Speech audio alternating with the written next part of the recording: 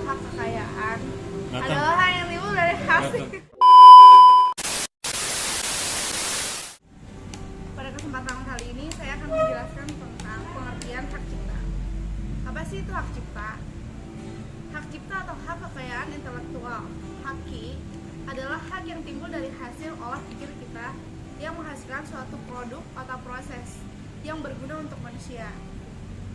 Hak cipta sendiri berfungsi untuk menghargai, mendorong dan melindungi karya dan penciptanya.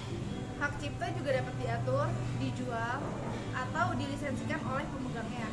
Hak cipta timbul berdasarkan prinsip deklaratif dan tunduk pada pembatasan sesuai dengan peraturan perundang-undangan.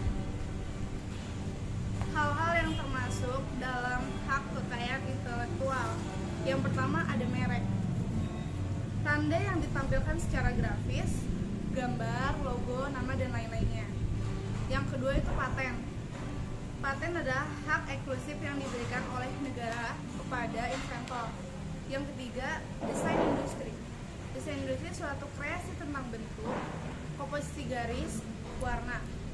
Dan yang terakhir, hak cipta, hak eksklusif pencipta yang timbul secara otomatis berdasarkan prinsip deklaratif. Mendasarkan hak paten dan merek memiliki berbagai manfaat. Di antaranya yang pertama, pelindungan hukum. Mendasarkan hak paten dan merek memberikan hak eksklusif untuk menggunakan dan menjual produk atau layanan yang dihasilkan.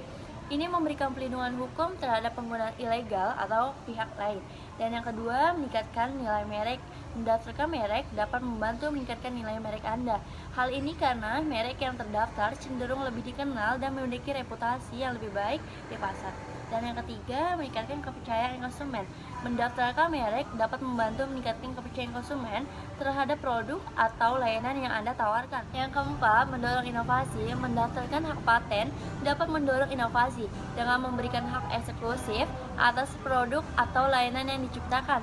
Hal ini dapat mendorong inovasi baru dan memotivasi penemuan baru.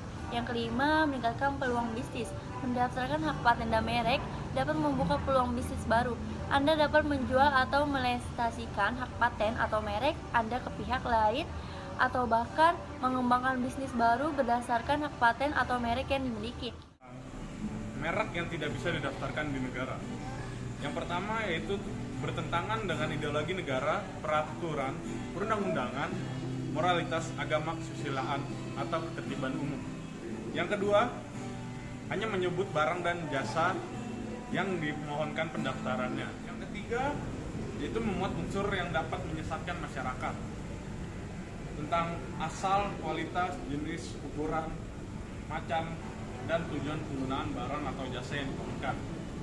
Pendaftarannya atau merupakan varietas tanaman yang dilindungi untuk barang atau jasa yang sejenis. Yang keempat, memuat keterangan yang tidak sesuai dengan kualitas, manfaat, atau khasiat dari barang atau jasa yang diproduksi. Nomor 5, tidak memiliki daya pembeda. Dan yang keenam, merupakan nama umum atau lambang milik umum. Apa saja dasar hukum hak atas kekayaan intelektual di dalam berbagai undang-undang?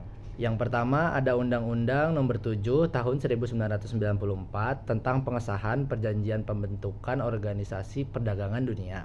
Yang kedua ada Undang-Undang Nomor 10 Tahun 1995 tentang kepabeanan. Yang ketiga ada Undang-Undang Nomor 12 Tahun 1997 tentang hak cipta. Berikutnya ada Undang-Undang Nomor 13 Tahun 1997 tentang hak paten, dan yang terakhir ada Undang-Undang Nomor 14 Tahun 1997 tentang merek. Jadi kesimpulannya teman-teman, haki ini sangat diperlukan dan sangat penting bagi pelaku usaha maupun UMKM. Hal ini ditujukan agar pelaku usaha dan UMKM tersebut dapat perlindungan hukum atas suatu karya sebagai pemilik karya dan pemilik usaha, sehingga pelaku usaha tersebut bisa dengan leluasa dalam memanfaatkan nilai ekonomis dari karya cipta dan produksinya tanpa takut menyalahi hukum.